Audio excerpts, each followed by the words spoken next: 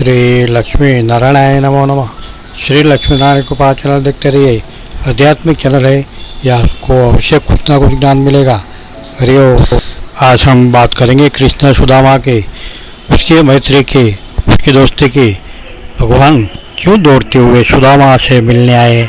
जब उसने सुना कि सुदामा जी द्वारिका में आए हैं तो दौड़ते दौड़ते अपने दरबार में अपने रानियों के साथ बैठे हुए थे, रुक्मणी जी के साथ, सब प्राणियों अष्टपटरानियों के साथ।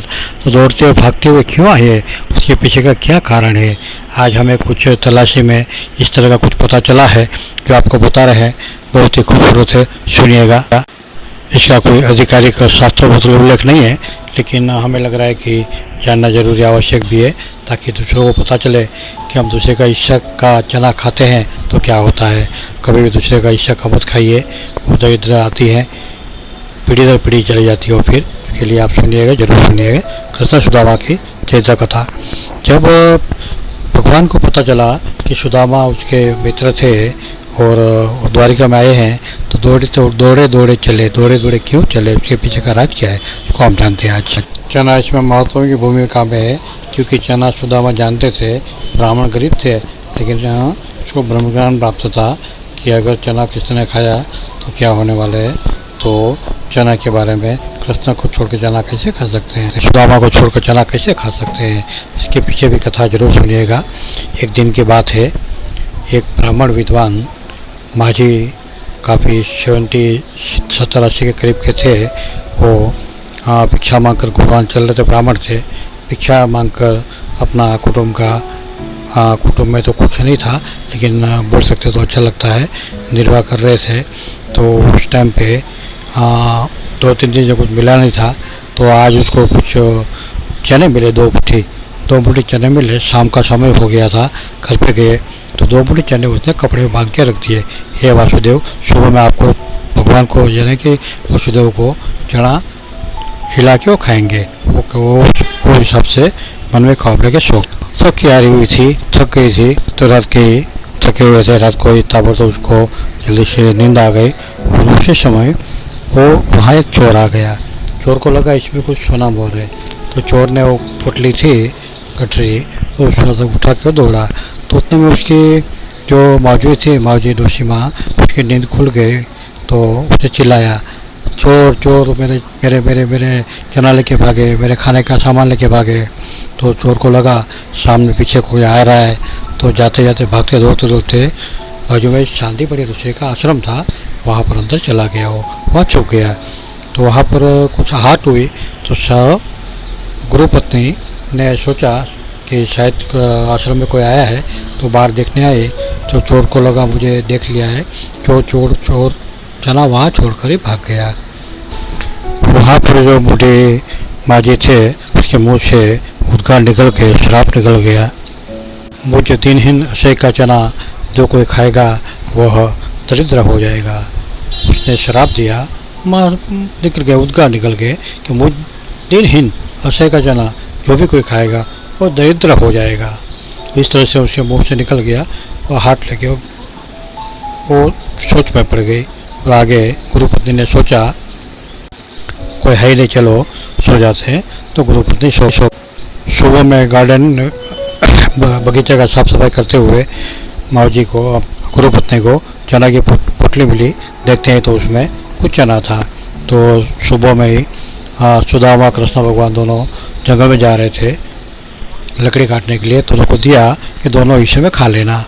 तो सुदामा के हाथ में दिया को दोनों, कृष्ण तुम दोनों खा लेना, गुरुपत्नी बोली। सुदामा बोलते ठीक है। इस तरह से सुदामा जी और कृष्ण जी चले गए जंगल में। तो वहाँ पर सुदामा दरिद्र था, लेकिन वो ब्रह्मज्ञानी था, उसको ज्ञान था। तो उसने सोचा कि श्रापित चना है, अगर मैं कृष्ण को दूँ और वो दरिद्र का जो श्राप है कहीं वहाँ लग गया तो। खैर ब्रह्मा को तो कभी श्राप लगता नहीं है, फिर भी उसने सोचा कि अगर वहाँ लग गया तो द्वारिका का क्या होगा, कृष्ण का क्या होगा। वहाँ दरिद्र आ गई तो वहाँ वो दान कैसे करेंगे, और इतने सारे जो द्वारिकावासी वो कैसे संभालेंगे, पूरा विश्व का उसके ऊपर भार है, वो कैसे करेंगे। वो सोचते हुए श्री सुदामा ने कृष्ण को चना नहीं दिया, वो दारिद्र का श्रापित चना वो अकेले खा गए। सुनिए आप, दारिद्र्य श्रापित चना वो अकेला खा गए। ब्रह्मज्ञानी थे, उसको ज्ञान था, कृष्ण को चना दिया तो कुछ भी हो सकता है, ये सोच के चना खुद ही खा गए। वही दारिद्र्यता खुद ने ले ली, कृष्ण की आवाज़ वहाँ नहीं जानी थी। इसको बोलते थे मित्रता। इस समय एक ज्ञान तो मिलता है, कृष्ण भक्त दौड़े थोड़े चले तो उससे सबसे प्यारा सुदामा था। क्यों? कि उसने उसके लिए बहुत ही बड़ा त्याग किया था। और दूसरी बात, तो भगवान थे, युगावतार थे, और वह उसका बदला चुकाने को सुदामा का कुछ भी त्रिभुवन देते तो भी वो कम था, क्योंकि दरिद्रता अगर आती है तो बहुत कुछ साथ में लेके आती है। तो हिसाब से सुदामा को बहुत ही महत्व का स्थान दिया। और 2 मुट्ठी के चने के बदले में जो चावल लेके आए थे 3 मुट्ठी, उसमें से 2 तो दिया, लेकिन जब तीसरी मुट्ठी थी वो कृष्ण भगवान सुदामा को देने लगे तो रुक्मणी जी ने हाथ रोक लिया। हे नाथ, आप क्या करने जा रहे हैं? हमारे लिए तो कुछ रखिए, पूरा ब्रह्मांड दे दोगे क्या? सुनिए आप, जब आप रुक्मणी जी ने ये कहा, कृष्ण हंसने लगे। वो तीसरी मुट्ठी थी वो रुक्मणी को दी चावल की, और कहा कि आप उसको बांट लो। 2 मुट्ठी चावल के 2 मुट्ठी चने के बदले 2 मुट्ठी चावल में ब्रह्मांड दे दिया कृष्ण ने। क्यों? उसको पता था कि मेरे लिए गरीब ब्राह्मण ने क्या किया है, कितना बड़ा श्रापित अपने ऊपर ले लिया है। तो हिसाब से सुदामा ने अपना जो दोस्ती का जो उदाहरण दिया, उसके सामने कृष्ण भगवान ने 1000 गुना उसको दिया। और इसको कहते हैं दोस्ती। तो दोस्तों, जीवन में याद रखिए, कभी किसी का हिस्से का मत खाइए।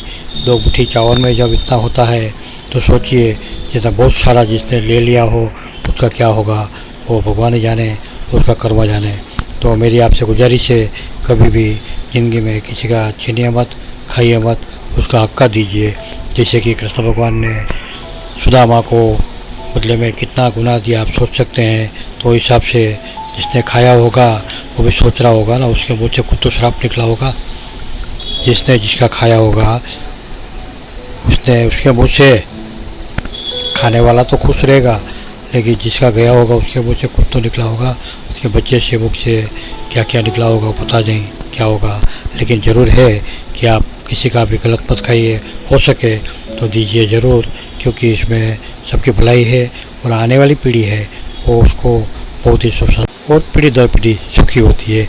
कि कृष्ण में एक दृष्टांत बताया हमें कि 1 मुट्ठी चावल के बदले में 2 मुट्ठी चने के, 1 मुट्ठी चना समझ लो, एक कृष्ण खाता, एक सुदामा खाता। कृष्ण के हिस्से का 1 ही मुट्ठी चावल था, चना था। वो 1 मुट्ठी चना के बदले 2 मुट्ठी चावल में ब्रह्मांड कृष्ण ने सुदामा को दे दिया। ब्रह्मांड, इसको बोलते दोस्ती, इसको बोलते सुदामा।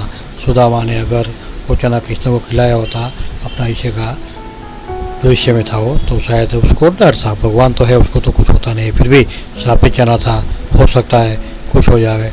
इसका कोई शारीरिक शास्त्रिक कोई प्रमाण नहीं है, शास्त्रों में उल्लेख नहीं है, लेकिन शोध खोल के बाद कुछ ऐसा पता चला है। ये दृष्टांत भी थोड़ा समझना जरूरी है, हमारे लिए भी उपयोगी है, क्योंकि हम भी किसी का खाते हैं तो हमें भुगतना पड़ता है। ये कर्म का सिद्धांत है। तो दोस्तों, जीवन में हो सके तो किसी को भी सहाय कीजिए, और ज़रूर भगवान वो सहाय का बदला अवश्य जैसे सुदामा को दिया उसी तरह हमें भी मिले। हम अगर किसी को सहाय करते हैं, आप सहाय करते हैं तो आपको मिले, और इस तरह से सहाय कीजिए और सदा खुश रहिए। भगवान सदा खुश रखे, आपका दिन शुभ हो, मंगलमय हो, और हो सके उतने भगवान से प्रार्थना कीजिए सब परिवार खुश रहे। ध्यान रखें अपना परिवार का। आपका दिन मंगलमय हो। हरि ओम। ओम नमो भगवते वासुदेवाय।